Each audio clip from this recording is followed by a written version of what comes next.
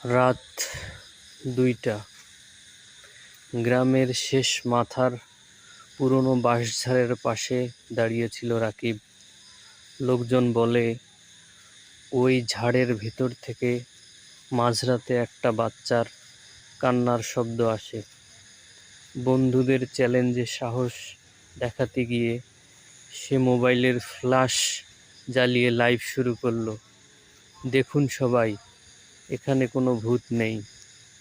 হঠাৎ পেছন থেকে ভেসে এলো ক্ষীণ গলা, ভাইয়া, আমার বলটা দিবেন? রাকিব ধীরে ধীরে ঘুরে দাঁড়ালো।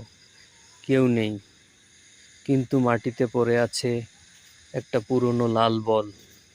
সে বলটা তুলতেই মোবাইলের স্ক্রিনে নিজের পিছনে একটা ছোট মেয়েকে দাঁড়িয়ে থাকতে দেখল। সাদা ফ্রক, রক্তমাখা মুখ, আর চোখ দুটো পুরো কালো।